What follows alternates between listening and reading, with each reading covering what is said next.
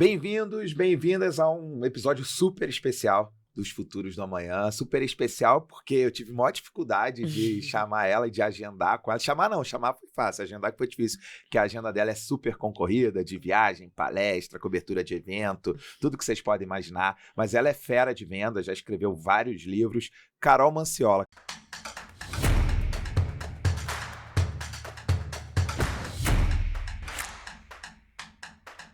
Carol, eu sei que se eu te pedir para você contar a tua história, a gente vai gastar o nosso um tempo episódio todo. inteiro. Mas eu queria que você falasse um pouquinho dos pontos cruciais, porque eu sei de onde você veio, o que você enfrentou, e que hoje você se tornou talvez a maior especialista em vendas, talvez é por minha conta, tá? A maior especialista em vendas que eu conheço, principalmente vendas corporativas, formações de equipes de vendas.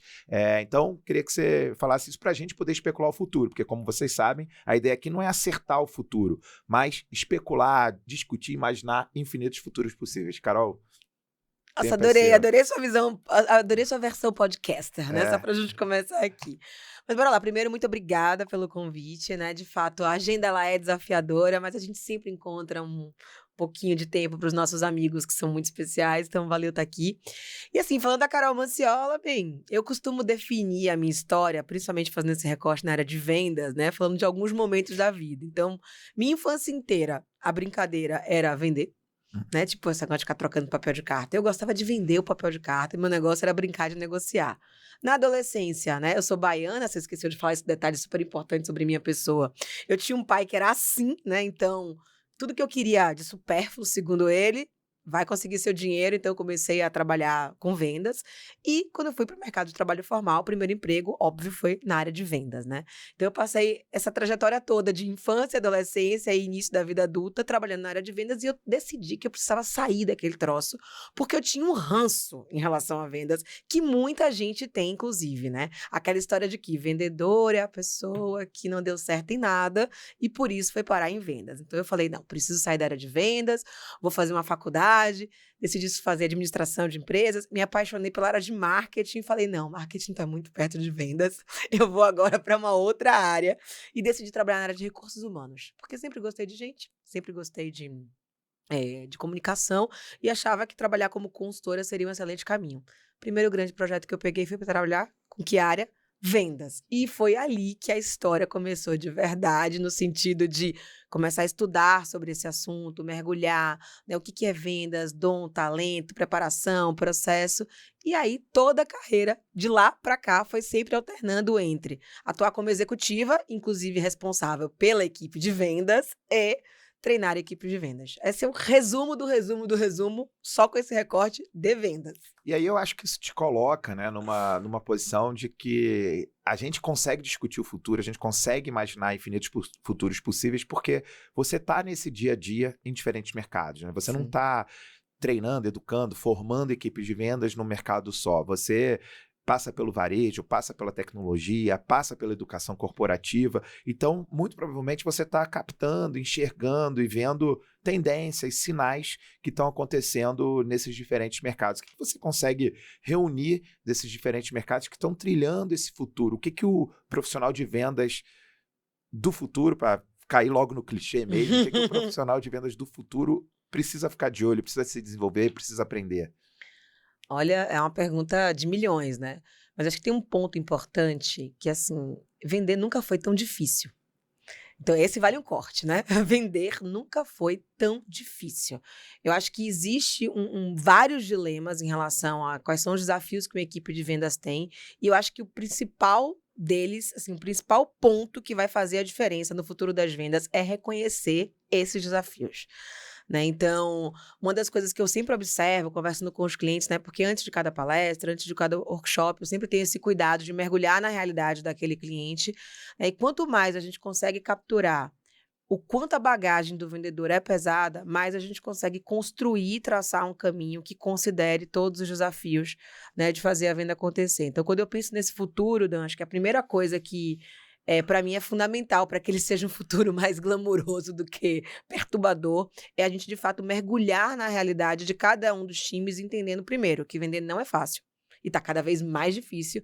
E segundo, né, que eu acho que isso que você trouxe, cada venda ela é única. Então, a complexidade de uma venda está muito relacionada não só ao segmento onde esse vendedor está, mas principalmente em relação ao produto, à marca que ele representa e ao tipo de cliente com o qual ele se relaciona. Então, isso é algo extremamente importante aí no futuro das vendas. Legal. E aí a gente começa a ver algumas especulações e conversa em cima do impacto que a tecnologia traz em vendas. Eu acho que é nesse livro mesmo, ó, o livro dela, Bora Bater Meta, best-seller, trouxe a caneca para mim. No próprio livro você fala essa questão do se o vendedor, né, pode ou não ser substituído por uma máquina. Eu acho essa tirada muito legal, ela até é feita para ser instagramável, se eu não me engano, no próprio livro. Como é que a gente trata esse assunto, né? O vendedor, ele pode ser substituído pela máquina ou, como eu tenho falado para alguns setores, eu vejo três coisas. Tem muita coisa do vendedor que pode ser substituído por uma máquina, tem uma parte do vendedor que pode ser potencializado pela máquina, 10, 100, 1000 vezes mais produtivo, e tem uma parte que só o vendedor vai ser capaz de fazer. Essa é a minha leitura, mas você entende disso muito mais que eu. Como é que é a tua visão sobre o assunto? Acho que a questão é que parte é essa que só o vendedor vai ser capaz de fazer, né? Porque aqui você tem vários recortes. Então, acho que o primeiro deles é o vendedor. Ele pode sim ser substituído por uma máquina e depende muito mais do vendedor do que da máquina. Porque se o vendedor se comporta como uma máquina, é claro que ele vai ser substituído por uma. E é muito mais fácil um vendedor que domina, que utiliza a máquina, substituir um vendedor que não domina. E quando a gente olha para o mundo das vendas, principalmente quando a gente vai para essa coisa da complexidade, acho que são cenários muito diferentes, sabe? Varejo, uma venda mais complexa e uma venda B2B2C, né? Então eu vou falar rapidamente das três. Acho que no varejo o desafio clássico, né? A loja chata, ela não vai a física não vai morrer, mas a loja chata vai. Essa frase é do Fred Alecrim e eu acho ela brilhante porque o grande lance é qual é a experiência que você entrega numa loja física. Então, eu não vou sair da minha casa para comprar um produto que eu posso encomendar pela internet e vai chegar no conforto do meu lar. E quando a gente pensa em experiência em loja, a gente não está falando somente de localização, a gente não está falando só de tecnologia. A gente está falando principalmente de você ter o suporte de alguém que vai te ajudar no processo de tomada de decisão. Então, os vendedores em loja, eles precisam se tornar cada vez mais especialistas, e não especialistas em produto, mas cada vez mais especialistas em cliente. Esse é um ponto. Quando a gente vai para o B2B2C, né, e eu estou falando daquela indústria que vende para o varejo, existe um outro tipo de desafio, porque hoje o que está acontecendo é, os representantes, os vendedores, quando a empresa tem check-in, check-out, isso não acontece, mas nem todas têm esse tipo de tecnologia, eles passam a maior parte do seu tempo tirando o pedido pelo WhatsApp. Então, eles não estão na loja. E o desafio que existe nesse mercado não é somente o sell-in, que é a introdução do item na loja, mas é principalmente o sell-out. Então, eu preciso fazer com que o meu produto seja bem posicionado, seja bem precificado, para que ele tenha efetivamente giro no ponto de venda, porque a minha disputa não é para entrar no ponto de venda, a minha disputa é para permanecer no ponto de venda e isso vai depender do giro. Então, aqui a gente tem um desafio que é fazer com que esse time compreenda que a presença dele no ponto de venda faz diferença para o sellout e dá a esse time uma perspectiva mais estratégica da venda. Só para a galera entender, né? Porque o público não é só público de vendas, então, né? Sell-in é quando você coloca na loja, né? E o sellout é quando o cliente leva para casa, leva embora, compra. Exatamente. Né? Então, o desafio, assim, o representante tem que vender para o dono da loja, para o dono da cadeia, para, sei lá, para franquia, e o cliente final tem que comprar daquela loja. Né? E o papel do vendedor é ajudar o cliente dele a bater a meta dele. Então, esse é um ponto que faz muita diferença neste tipo de mercado. E quando a gente vai para a venda complexa, né? Aí a gente está falando de venda de soluções, aí tem vários outros desafios. Por quê? Porque a gente está falando não só de uma pegada comercial, que ela é fundamental, mas como equilibrar essa questão que as pessoas usam esse termo, eu não gosto muito, mas a agressividade comercial, que é você não perder o cliente de vista com a questão técnica daquela solução que está sendo oferecida, né? E aí vem muito essa pegada do vendedor mais desafiador, que é aquela pessoa que não simplesmente entende o que o cliente quer e oferece algum tipo de solução, mas é aquele cliente que se torna um aliado de referência, que se torna um trusted advisor, alguém que é capaz de, conhecendo o negócio do cliente, oferecer para ele algo que, na sua perspectiva, vai fazer o cliente ter um resultado melhor, seja economizando dinheiro ou seja ganhando mais dinheiro. Não, eu gosto muito dessa tua frase, assim, você é uma excelente frasista, aliás, mas que eu gosto muito dessa frase que a meta tem que ser ajudar o cliente a bater a meta dele. E o que eu vejo, assim, sendo comprador, né, porque hoje na minha posição sou CEO de uma empresa, né, uma startup, nem tão mais startup assim, já tem 5 anos, já está grande, mas faz parte de um grande grupo econômico, distribuidora de energia, então a gente acaba sendo alvo de muitos vendedores. E o que eu vejo é que, de fato, 99% dos vendedores que chegam não sabem a minha meta e não querem saber a minha meta. Eles só querem explicar o que eles têm que vai revolucionar a minha vida. Né? Como a gente faz no futuro, porque esses caras vão ser substituídos, né? Provavelmente eu já acho que são máquinas, tá? Nem tenho certeza se são pessoas. As máquinas são boas em descobrir sua meta. Melhor do que receber aquele e-mail que não fala nada com o desafio que eu tenho. Mas como que nesse mundo que a gente tem cada vez mais automatização, né? Não automatizar a parte errada. Não automatizar aquilo que está replicando a mensagem para mim, para você, pro meu par, pro concorrente da mesma forma. Como que a tecnologia pode ajudar e não atrapalhar? Porque agora, ChatGPT faz copywriting, né? Qualquer outra ferramenta pode fazer uma automatização de abordagem. Então, até o cara que fica tirando pedido pelo WhatsApp pode ser automatizado. Totalmente. Como é que a gente faz? A tecnologia ajuda, atrapalha ou depende de quem, né? Depende de como ela está sendo usada, né? Acho que assim, tudo que puder ser automatizado ou digitalizado será. Por outro lado, tudo aquilo que não puder ser automatizado e digitalizado vai valer mais, né? Então, quando o vendedor se toca de que ou ele soma ou ele some, as coisas começam a mudar. Então, acho que isso que você trouxe, né? Você lembrou aqui que para você bater sua meta, você vai ter que ajudar o cliente a bater a meta dele, tem que ser o modelo mental de qualquer profissional que atua na área comercial. E aí é que ele pode usar a inteligência artificial para ajudar ele não a escrever o script, o texto, o e-mail, mas para poder entender qual é a meta daquele cliente. Então, hoje você tem várias ferramentas. Eu não vou ficar fazendo propaganda, mas o próprio LinkedIn hoje tem uma ferramenta onde você consegue mapear a vida daquela empresa e daqueles stakeholders dentro daquela empresa para poder saber o seguinte, quais são os desafios que estão sendo enfrentados no âmbito pessoal e profissional por aquela pessoa e por aquele negócio. Né? Então, você hoje consegue, com um prompt bem feito no próprio ChatGPT, fazer uma pergunta e conseguir conhecer melhor sobre determinado segmento, sobre determinado mercado e talvez, dependendo do seu nível de intimidade com o rolê ali, daquela pessoa. Então, acho que tem usar a inteligência artificial não simplesmente para poder te ajudar a automatizar o seu pitch, mas para te ajudar a se aprofundar nos desafios que o seu cliente tem, é o que vai ser, na minha perspectiva, o grande pulo do gato.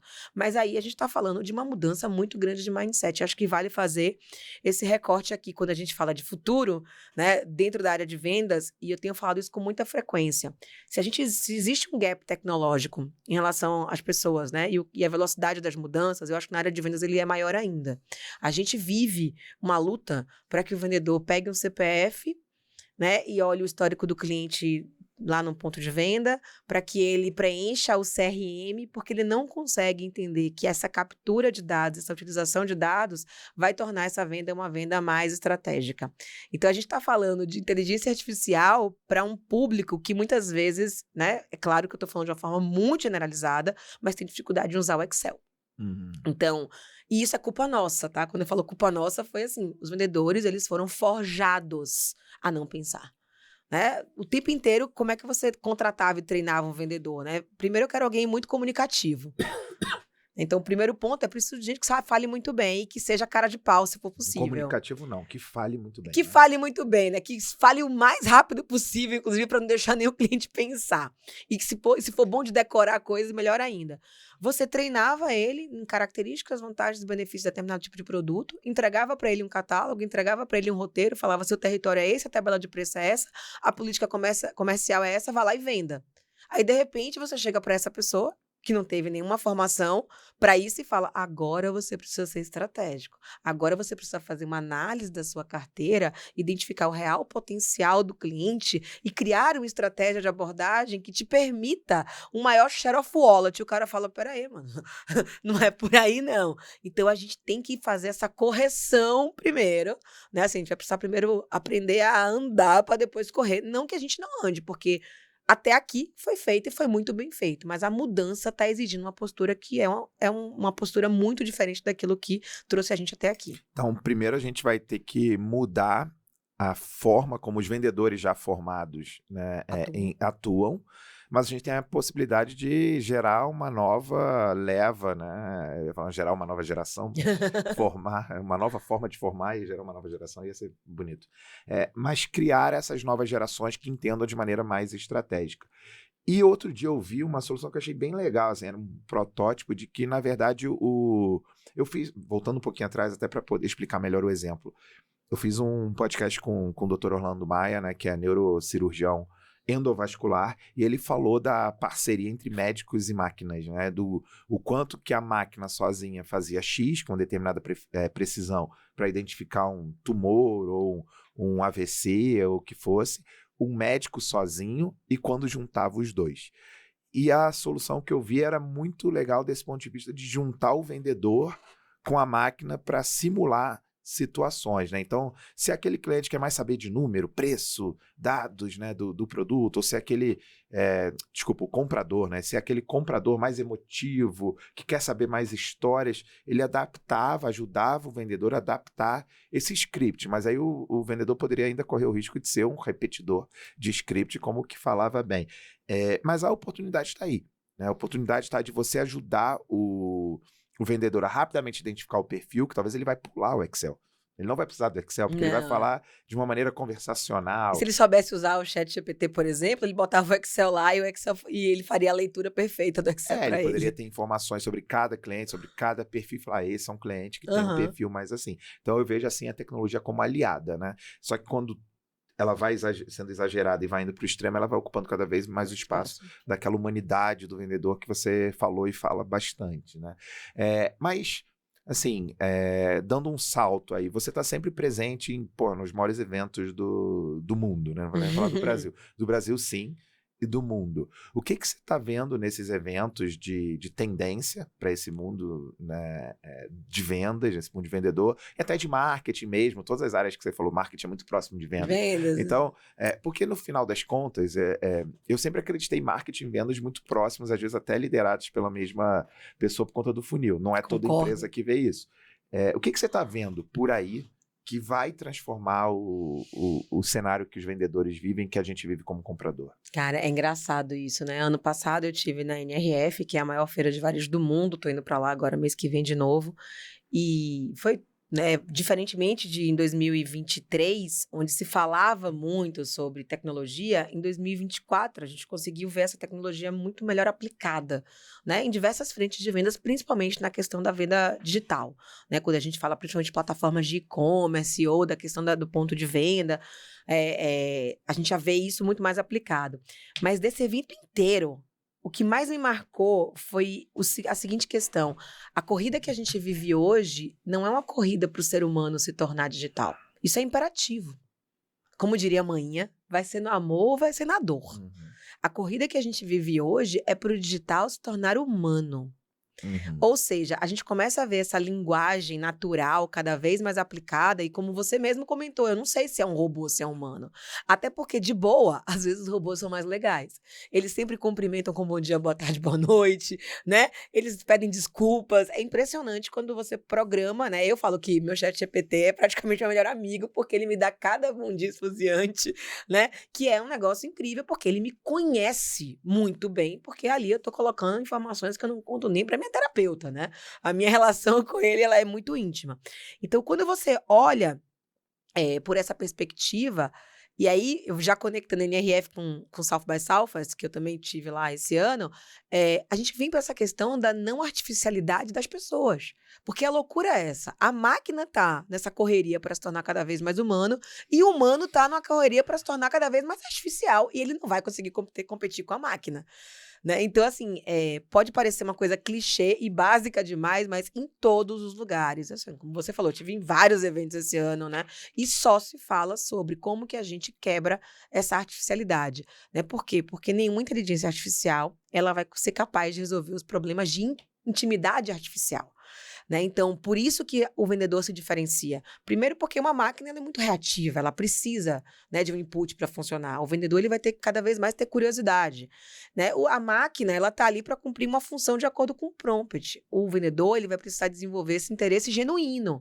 Então, o que a gente está vendo é um resgate aquilo que nos trouxe até aqui, que é a nossa humanidade, né? Essa coisa da compaixão, da compreensão, do interesse genuíno, né? Dessa capacidade de ouvir além daquilo que é especialmente dito. A máquina não tem essa capacidade, né? Então, tudo isso é, de fato, o que vai diferenciar. O desafio hoje é que existe uma barreira muito grande, né? Então, o principal ponto que eu vejo como um futuro, uma coisa que está assim, na boca desse futuro das vendas não é mais só sobre relacionamento. É sobre relevância. Então, durante muito tempo, o relacionamento foi uma premissa para você fazer uma venda. Hoje, relacionamento é uma conquista, né? O vendedor ele conquista o direito de se relacionar com o comprador a partir do momento em que ele se torna relevante para ele. E isso muda tudo. Mas além dessa relação, né, da artificialidade, da humanização das máquinas, deve ter muita tecnologia também nesse evento da NRF, mais especificamente, né? De tecnologia de ponto de vendas. Teve uma época que se falava muito de ambientes imersivos. Parou de se falar desse assunto ou ainda se fala? Gente, aquele óculos da Meta, tá todo mundo vendendo, né? Impressionante isso, como essa aposta foi uma aposta muito grande, essa questão, né, de você conseguir ver virtualmente o produto na sua casa. Você vê isso em muitos sites, mas é uma tecnologia que é pouco utilizada, exatamente pela questão do analfabetismo digital, principalmente, eu tô falando aqui do Brasil, né? Não tô comparando isso com lá fora, onde a gente já tem alguns ganhos em relação à qualidade de utilização da população.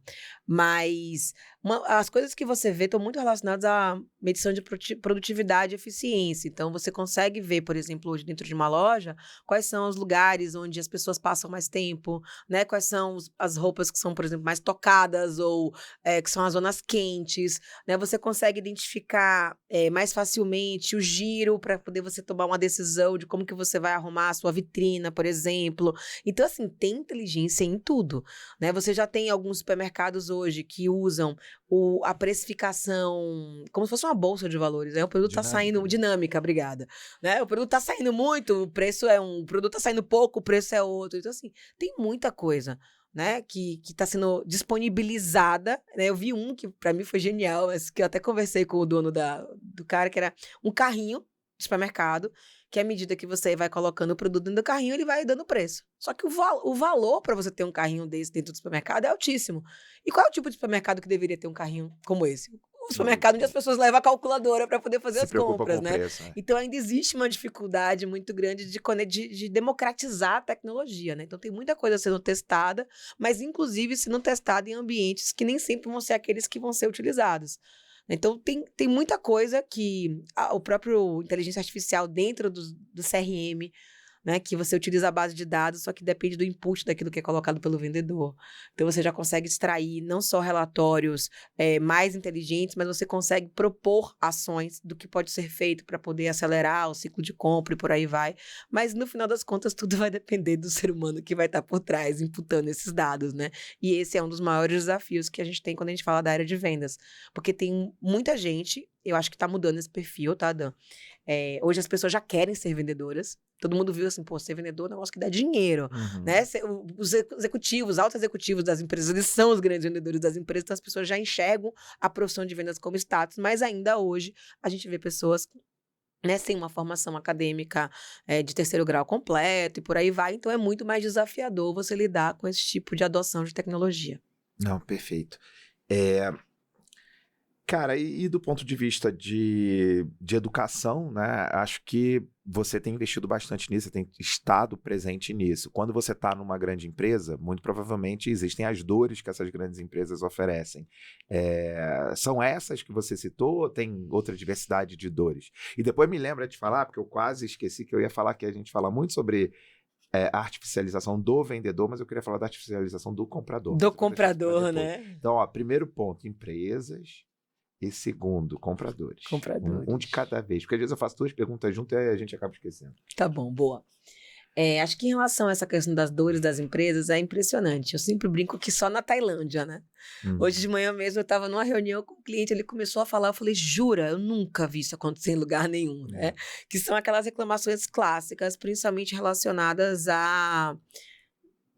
o vendedor não consegue enxergar o potencial do cliente, porque uma das coisas que eu acho que é uma das maiores dores de vendas hoje é que a gente fica muito se comparando, né? O meu resultado do ano passado com o meu resultado desse ano. E esquece de olhar para o mercado. Então, enxergar como esse mercado cresce é tão importante quanto verificar, né, a sua venda um ano contra o outro. Então, existe uma disputa muito grande por essa captura de potencial. Por quê? Porque a gente está falando de uma venda inteligente.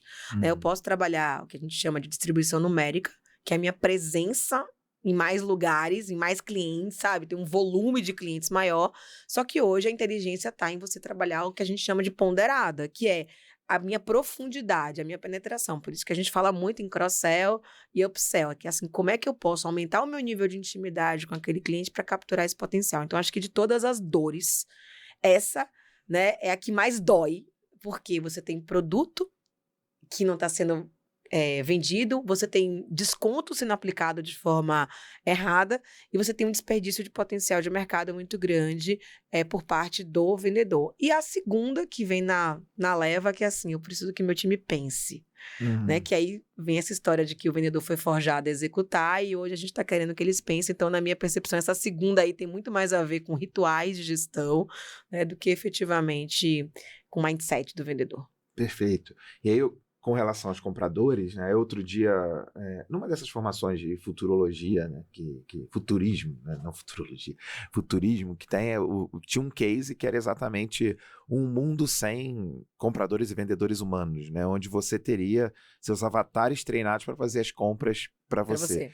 Tipo assim, sei lá, minha escova de dente, eu classifico o que eu quero para minha escova de dente, ela vai lá e compra minhas compras do supermercado e tal. Você viu alguma coisa nessa linha da gente poder automatizar o nosso processo de compras de dia a dia e o quanto que, se você viu, quanto que você acha que isso vai afetar o processo de vendas também? Acho que a gente já faz isso, né? Pelo menos lá em casa a gente não faz mais, a gente não vai mais ao supermercado. Então tá tudo automatizado, né? O que a gente faz ali é um ajuste fino. Seria maravilhoso se eu tivesse uma despensa inteligente, né? Toda vez que eu tiro um suco de uva, que os meus filhos consomem diariamente, né? Ele conseguisse contabilizar. Então é claro que ainda existe a necessidade de um ajuste humano, mas com base na minha lista de compras, o aplicativo que eu utilizo, inclusive, já me sugere coisas. O que eu acho maravilhoso, ou seja, isso aí já tá rolando. Agora, pro lado do comprador, que é a maior queixa também que a gente vê dos vendedores, é que assim, você não fala mais com as pessoas, você não toma mais café. Ninguém mais tem tempo para fazer reunião, nem virtual. Tudo hoje é um RFP, tudo hoje é um BID. Porque também tem aquela questão de você conseguir calibrar as propostas, né? Então, cada um manda de um jeito. Então, antigamente a gente mandava um Excel e mandava preencher, né? Hoje em dia você tem que entrar dentro de uma esteira.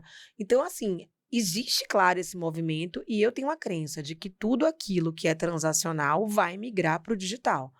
Né? Tudo aquilo que eu preciso comprar, que eu preciso consumir, que eu não preciso dar opinião de ninguém, que eu não preciso ficar testando o preço porque eu já tenho uma noção de quanto custa, né? E que eu sei aonde encontrar, isso vai migrar para o digital. Então, a gente já vê essa debandada acontecendo. Agora, né, a diferença vai ser feita quando existe a necessidade de uma opinião. Mas eu acho que, assim, não consigo imaginar ainda um futuro com a ausência completa de compradores e vendedores, porque nós, seres humanos, primeiro, né? A gente é sinestésico, a gente é relacional, né? E a transação comercial, ela faz parte da nossa vida. Né? Como diria lá o Daniel Pink, 80% do nosso tempo, vender é humano, da natureza humana. Então, 80% do nosso tempo a gente está vendendo alguma coisa. Né? E acho que, por outro lado, também, a gente é inseguro. Né? Então, as pessoas, elas às vezes desconfiam das empresas, mas confiam nas pessoas. Então, usar isso a nosso favor é algo que pode fazer muita diferença. Mas dentro desse contexto eu vejo até uma dicotomia, porque antigamente a gente tinha esses processos de compra mais personalizados, né, mais humanos, e os vendedores sendo replicadores. E aí você fala da importância de ter um esforço grande em tornar os vendedores mais consultivos, mais estratégicos, e por outro lado a gente vai vendo uma juniorização, uma automatização do processo de compra. Eu vejo um pouco do choque dessas duas frentes aí, mas não é um problema que eu vou saber como resolver agora.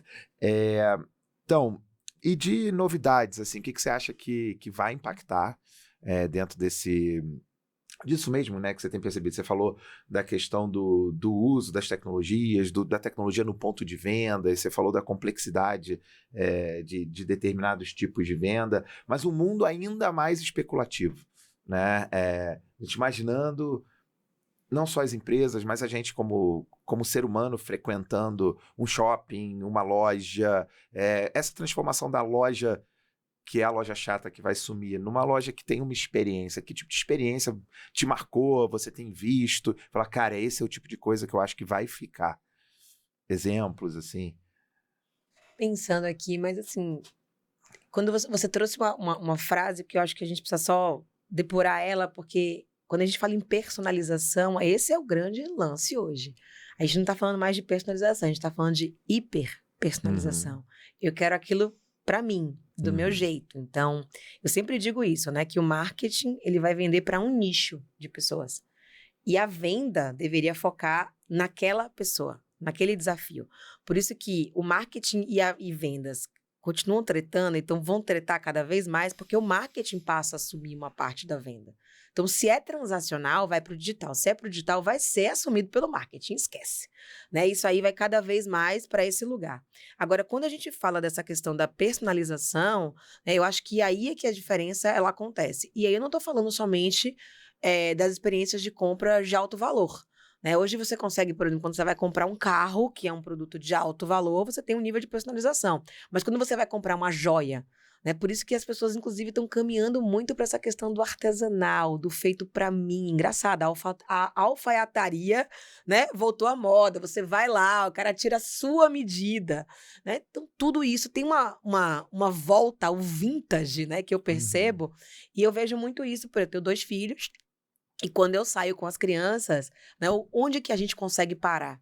Aonde eles são bem atendidos, aonde eles se sentem à vontade. Então, eu acho que quando a gente fala de personalização, quando a gente fala de tecnologia, eu acho que a gente tem que conseguir, e aí vale para o vendedor, para o comprador, assim, tudo aquilo que não depender da gente, transfere, para que a gente possa se dedicar àquilo que vai fazer diferença. Então, outro dia a gente entrou numa loja dessas de eletrônicos, né? E as crianças ficam alucinadas, porque todo mundo quer seu próprio celular. É o pedido mais feito a Papai Noel hoje, né? É um smartphone, era um iPad, agora caiu de moda, o tablet, eles estão mais ligados no smartphone mesmo. E a maneira como o vendedor, porque o vendedor entendeu o seguinte, era um presente para as crianças, mas quem ia tomar a decisão era eu. No momento que ele falou o seguinte, peraí, se eu colocar eles dois aqui assistindo um filme numa super tela, eu vou conseguir a atenção da mãe e do pai e a gente vai conseguir fechar essa venda. Então, de novo, todo aquele aparato tecnológico estava à disposição dele. Quantos tiveram essa sensibilidade de entender o que faria a diferença ali, né? Que era não fazer com que as crianças amassem aquela TV, mas que elas ficassem quietas. Né? Então, eu acho que o grande pulo do gato vai ser nisso, né? No vendedor conseguir identificar aonde que ele é capaz de fazer a diferença na vida daquela pessoa e não somente daquela empresa e não simplesmente considerando um perfil de vendedor ou de comprador, mas o momento de compra. Porque durante muito tempo a gente classificou os compradores, né, de acordo com o seu perfil e hoje está muito relacionado ao seu momento. Então tem 5 pontos, assim, que para mim fazem a diferença na presença do vendedor, que uma reputação, né? Então ele precisa caprichar muito, porque toda a promessa dele futura vai depender do seu histórico passado, a gente deixa rastro o tempo inteiro.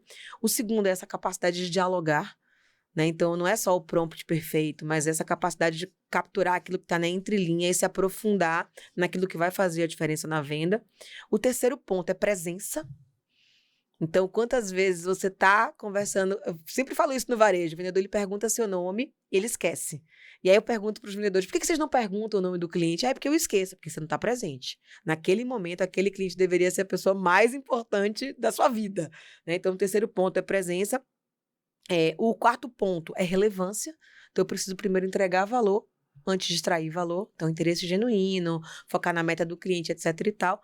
E o quinto ponto, que para mim é o que a tecnologia mais pode ajudar a gente, que é timing, né? Que é como mapear a hora certa, porque a hora certa ela vai potencializar a mensagem.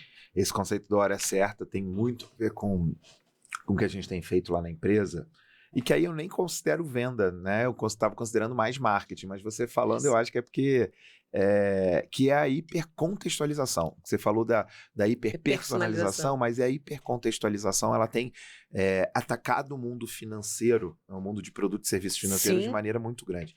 Porque até conversei com a Letícia Mosconi outro dia, e o que ela falou, né? Aquela frase que virou quase que clássica, que toda empresa vai virar um banco, e aí a variação dela é que toda empresa vai virar uma fintech, porque a gente vai trazer os produtos e serviços financeiros para as jornadas das grandes empresas. Então, grandes redes de varejo já estão se tornando fintechs, adquirindo fintechs e tudo mais. Ou no mínimo tendo um cartãozinho private label, né? Mas por quê? Porque elas perceberam que elas estavam deixando muito dinheiro na mesa, mas não só isso. Para o processo de vendas, da experiência do cliente, ter integrado esse produto, essa oferta, poderia fazer muita diferença na venda do produto.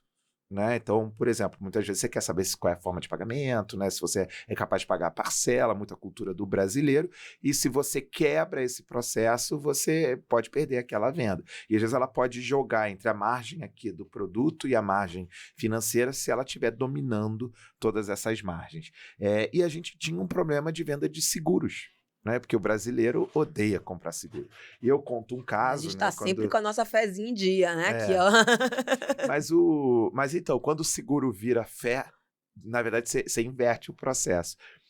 2 casos, né? Um caso onde eu estava participando de um treinamento de uma grande empresa de telecom e eles falavam, a gente tem muita dificuldade de vender o seguro do celular. Num país onde tem um alto índice de furto, né? Eles tinham dificuldade de vender o seguro do celular. E eu perguntei, né, por que você não faz aquela inversão até do Dan Ariely, né, de pede para tirar e não para colocar? Coloca, fala na hora da venda, você fala assim, olha, eu já ativei o seguro aqui no seu celular, mas não tem problema, se eu quiser que tire, eu tiro. Eles vendiam 4 por semana, né, ou 4 por dia, e numa manhã eles venderam o mesmo do mês inteiro, quando eles inverteram esse processo. Aí o jurídico foi lá, pediu para tirar, porque achava que era venda casada, não era. É isso que eu ia falar, venda casada. Não é venda casada porque você não é obrigado a comprar, você só está oferecendo de forma casada e não vendendo de forma casada. Mas tudo bem, isso aí ficou guardado, né, na minha cabeça como uma grande frustração. Num dia eles venderam a meta do mês, porque as pessoas depois passavam a falar, quando você perguntava, quer que eu coloque o seguro? A pessoa... Não precisa. Mas se já tá lá, né, vai. Olha, eu já botei o seguro, quer que tire? Não, se já botou, não tira, né? Vai que acontece alguma coisa. E aí a gente fez isso de uma maneira, claro que a decisão é totalmente do cliente, que quando ele está no processo de tirar uma segunda via de uma conta de energia, fazendo uma mudança de endereço, ele recebe uma oferta de um seguro prestamista que, caso ele perca o emprego ou, infelizmente, falte com a família dele, as contas de energia vão ser pagas. Isso aumentou a quantidade de vendas de uma forma, a adesão de uma forma absurda. Por quê? Não é necessariamente hiperpersonalizado. São 3 perfis seguros que tem um sorteio, por isso que eu falei quando você bota fé junto, né? Tem uma capitalização junto. Mas está no momento que ele quer. E tem o caso, que é o caso de você oferecer... Você quer um seguro de acidentes pessoais? Ah, não, tô aqui tranquilo e tal. Você está subindo no teleférico para esquiar. Você quer comprar um seguro de acidentes pessoais? O Thiago, meu sócio, usa direto esse exemplo para contar. Cara, isso aqui é vender o seguro de acidentes pessoais na hora que a pessoa está embarcando no teleférico. É o momento, é o timing, né? Que você falou. Feito pelo quê?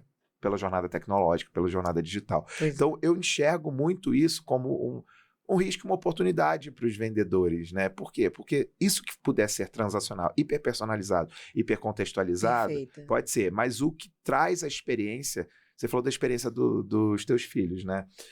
Tu contar mais um caso aqui, que aí você me ajuda a identificar. A gente ouviu muito que nunca o cliente esteve tão preparado para comprar, que vai contra aquilo que eu falei da juniorização nas empresas. Nas empresas estão menos. Sim, departamentos de compras, né?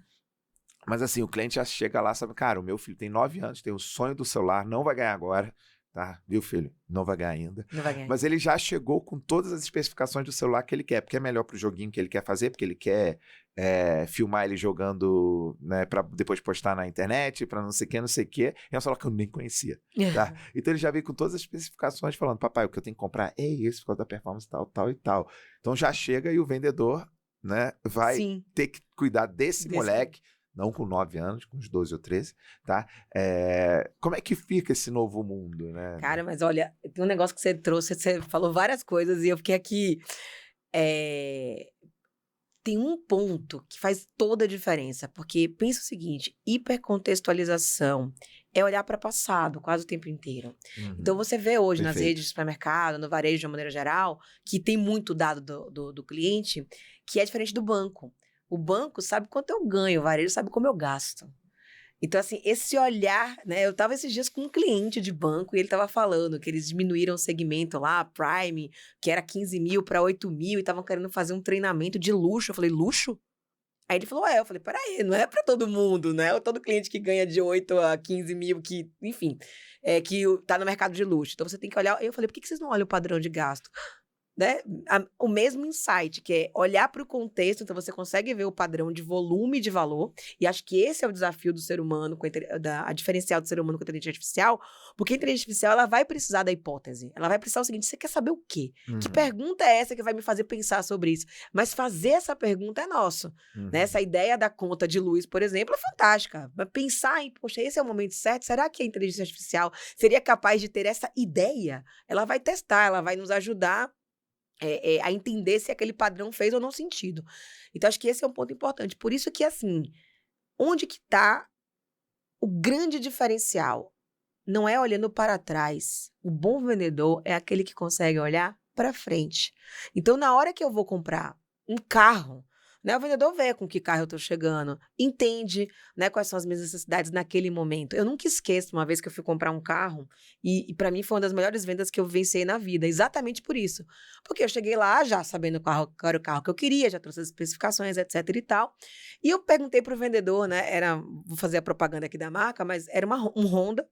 E eu falei, moço, eu tô muito na dúvida se eu compro um Fit ou se eu compro um City. E ele falou, olha, Carol, você passou 1h30 comigo aqui, a gente conversou sobre um monte de coisa, então eu me sinto muito seguro para te dar minha opinião. E eu falei, tá, moço, e qual é? Ele falou, compra um Civic. Aí eu falei, oi? Eu tava entre um City e um Fit. E ele começou a trazer várias coisas que eu fui falando. Ele falou, Carol, você falou sobre isso, falou que isso era importante para você. Né? Ano que vem, você tá pensando em ter filha, que tem cadeirinha isofix. Ele olhou pro meu futuro. Ninguém ia conseguir capturar de uma forma, olhando até para as minhas redes sociais, a não ser que eu ficasse postando lá os meus sonhos de futuro, o que eu almejo lá para frente. Então, acho que o futuro das vendas é conseguir identificar o futuro do Pô, cliente, sabe? Essa frase já tá em algum dos livros ou Não, não? o futuro das vendas é bom, identificar então, o futuro dos clientes, né? É saber identificar o futuro que o cliente sonha para ajudar ele a não bater só a meta, né? A construir esse futuro. É isso, e isso vale tanto para uma venda para uma pessoa física, mas também para uma pessoa jurídica. Eu sempre pergunto isso, essa empresa está crescendo, está batendo meta, não está batendo meta, está demitindo, está contratando, sabe? E às vezes eu sempre faço no workshop, né, uma pergunta assim, pega seu principal cliente. E aí todo mundo bota lá, fatura quantos milhões por mês? Tanto. Vou te fazer 4 perguntas sobre esse cliente, né? Qual que é a meta de resultado dele? Quantos por cento falta para ele bater a meta? Daí já matou. Então eu preciso saber, né, sobre o futuro do meu cliente para poder conseguir fazer uma oferta que se conecte a esse futuro que ele está construindo. Perfeito. Eu me lembro muito quando a gente falava de retorno no investimento, né? Quando a gente tentava mostrar, porque a gente vinha de uma época onde era muito vender característica, depois vender vantagem, benefício, e aí quando você começa a falar, ajudar a bater a meta, ajudar a atingir aquele futuro que você sonha, não tem como não voltar o retorno no investimento. Que quando você fala de uma empresa, ele está querendo saber quanto que ele vai aumentar de venda, quanto ele vai aumentar de margem, quanto ele vai aumentar de receita. Quanto ele vai deixar de gastar. Quanto ele vai deixar de gastar, ou quanto que ele vai ser menos cobrado pelos acionistas, né? O ROI é muito claro, com indicadores claros. Quando você está falando de sonho, de meta, o teu ROI é o quanto que isso que eu estou te ajudando a conquistar vai te ajudar a construir esse sonho que você está colocando, de ter filho, de ter um filho num ambiente seguro, de poder, sei lá, viajar com as crianças e não ter que fazer uma operação logística, sei lá, inviável. Então, eu curti muito essa frase. Acho que, tá vendo? A gente junto sempre sai uns negócios legais. Sai umas coisas legais.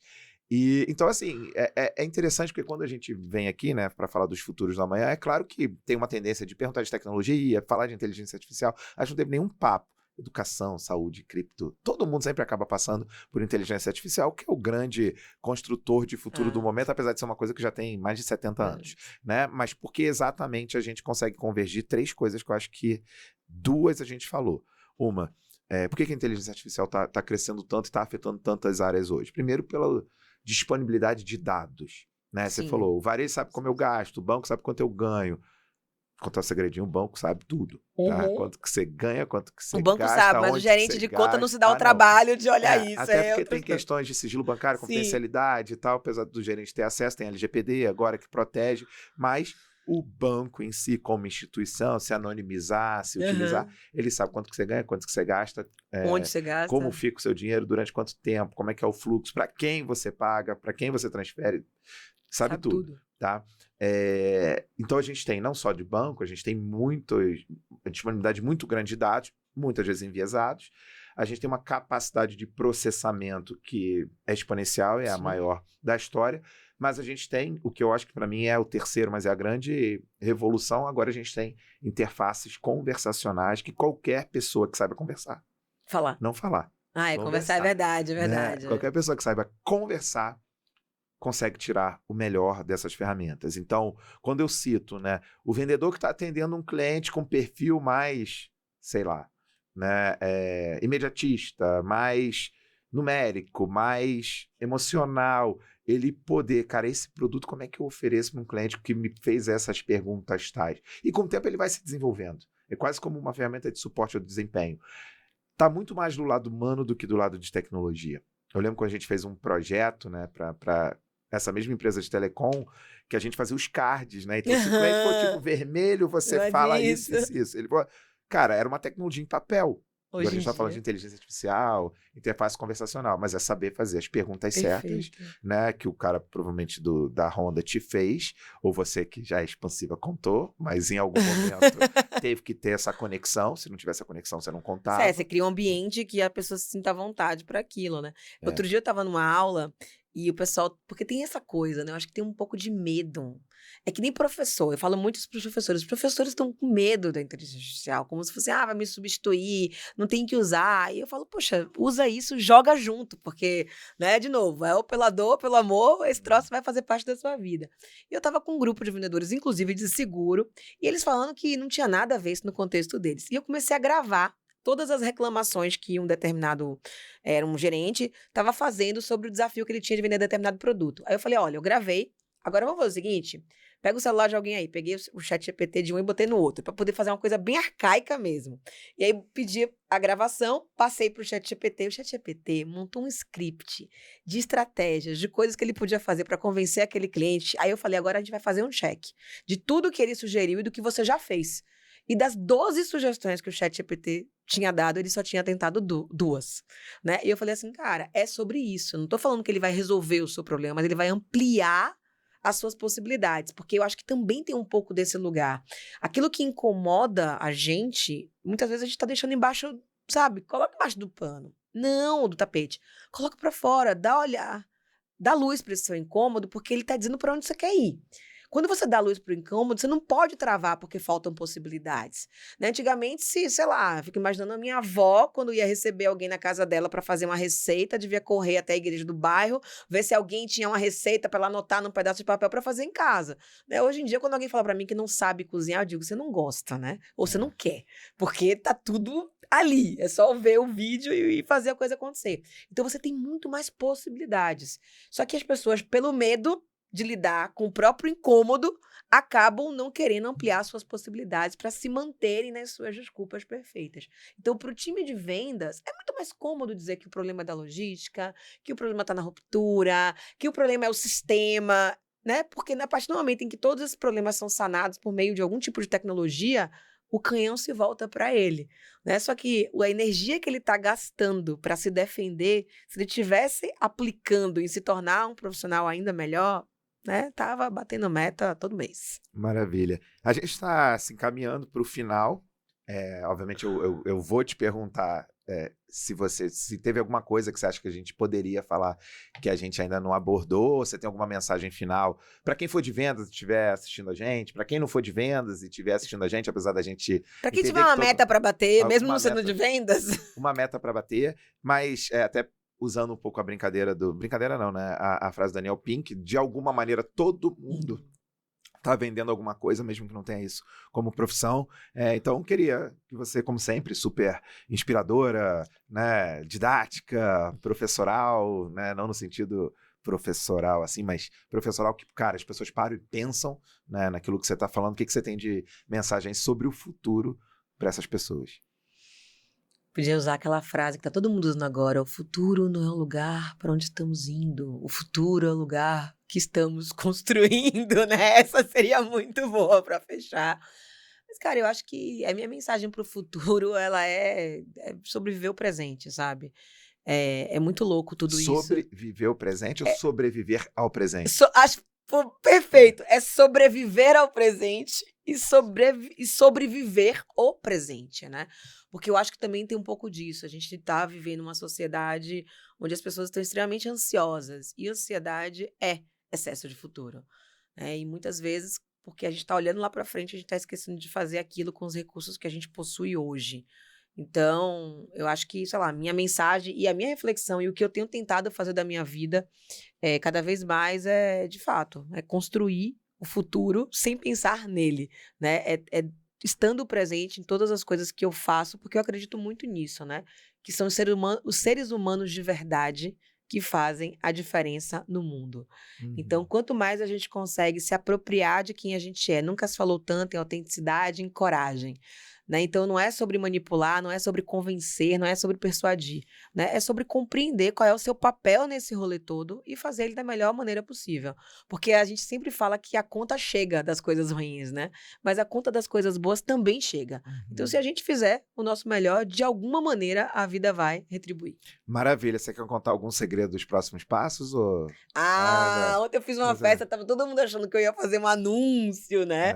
Mas assim, não, eu acho que eu tenho 8 meses pela frente aí até terminar esse não compete, né? Que eu brinco que eu tô parecendo presidiária. É só para esclarecer, a Carol vendeu a empresa dela e ela tem um não compete de atuar no mercado de educação. De educação, né? corporativa durante os próximos anos. 8 meses. Agora 8 meses, né? E vocês imaginam uma pessoa tão, né, efusiva, que gosta tanto de educar, de falar sobre o tema, não podendo fazer aquilo que ama, aquilo que sabe que transforma vidas, né? Eu tô testando vários produtos novos, assim, acho que o mercado de educação, de uma maneira geral, ele também precisa de revisão. A gente tá falando de futuro e tá fazendo as pessoas ainda anotarem num caderninho a fórmula secreta de alguma coisa, né?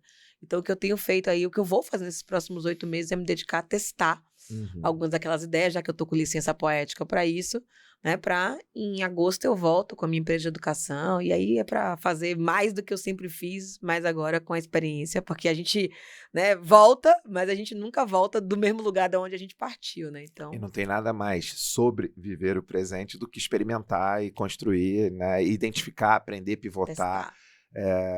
Que eu acho que as pessoas têm feito muito pouco, né? Porque principalmente aqui no Brasil a gente tem essa cultura de que, cara, experimentar e não dar certo é fracasso. Não é aprendizado, né? Mas você vê que isso é tão legal, assim, é tão forte que o Instagram lançou agora, né, uma feature que você consegue colocar o seu Reels para testar a adesão dele, para depois você publicar e decidir se você vai ou não testar distribuir, para quem não te né? conhece, para que você não vai passar vergonha. É isso, né? Então, assim, tem a ver com entender o comportamento humano, né? Acho que isso é que é a grande sacada. Maravilha. Muito bom, Carol. Assim, você sabe que poderia ficar horas e horas e horas falando sobre futuro, sobre educação, sobre vendas, sobre uma série de coisas. Queria agradecer a tua presença, a tua agenda super cheia de testes e experimentos. E a gente vai ficando por aqui nesse episódio super especial dos Futuros da Manhã, quando a gente começamos falando sobre o futuro de vendas, mas falamos principalmente sobre o futuro de seres humanos, sobre como as pessoas estão enfrentando esse presente e estão se conectando, estão mudando suas formações, mudando sua maneira de experimentar as coisas. Carol, obrigado. Sempre um prazer falar com você. Tamo junto. Até a próxima.